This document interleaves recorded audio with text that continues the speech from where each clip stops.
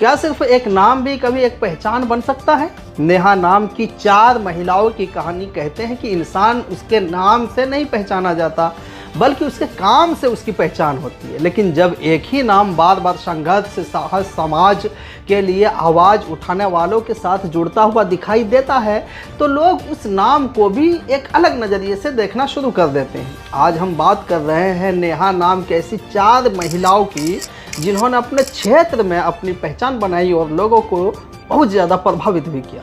नेहा नाम का अर्थ तो यूँ बताते हैं कि प्यार, स्नेह और ओस की बूंद होती है, लेकिन कई लोगों के लिए ये नाम संवेदनशीलता के साथ साथ हिम्मत और संघर्ष का भी प्रतीक बनकर उभरा है।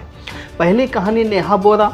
जब भी छात्रों के अधिकार, शिक्षा, सामाजिक मुद्दों की बात होती है तो नेहा बोरा का नाम कई लोगों की चर्चाओं में आ जाता है। उन्होंने अलग अलग जन आंदोलनों और छात्र मुद्दों पर अपनी आवाज़ उठाई है, चाहे शिक्षा से जुड़े सवाल हो या छात्रों के अधिकार हो या फिर सामाजिक न्याय की मांग। उन्होंने खुलकर अपनी बात रखी है। जंतर मंतर पर लंबी भूख हड़ताल में शामिल होकर उन्होंने अपने देश के युवाओं और छात्रों की मांगों को सामने लाने की कोशिश की है। उनके समर्थक उन्हें एक निडर छात्र के रूप में देखते हैं, जो कि मुश्किल परिस्थितियों में भी पीछे नहीं हटती है। दूसरी कहानी बता रहे हैं नेहा सिंह राठौड़ की। लोक गायिका नेहा सिंह राठौड़ अपने गीतों के माध्यम से सामाजिक राजनीतिक मुद्दों पर अपनी बात रखती है। यूपी में काबा और बिहार में काबा जैसे गीतों ने उन्हें व्यापक पहचान दिलाई है। उनके गीतों पर विवाद भी हुए, उनके खिलाफ कानूनी कार्रवाई भी हुई, लेकिन उन्होंने अपनी अभिव्यक्ति की आज़ादी को जारी रखा। समर्थकों की नज़र में वो एक ऐसी कलाकार है जो अपने विचार खुलकर रखने से डरती नहीं है। और तीसरी कहानी नेहा भारती की है। नेहा भारती सामाजिक कार्यों और भरोसेमंद के साथ साथ ज़रूरतमंद लोगों की मदद के लिए जानी जाती है। वे सामाजिक मुद्दों पर सक्रिय रहती है, सोशल मीडिया के माध्यम से भी अपनी बातों को लोगों तक पहुंचाने में और पहुंचाती भी है।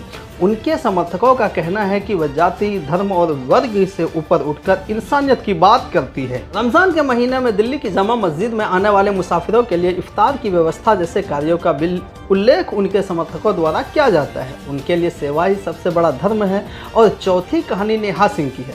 लेखक और समाजसेवी के रूप में पहचानी जाने वाले नेहा सिंह ने महिलाओं से जुड़े मुद्दों पर अपनी आवाज़ उठाई।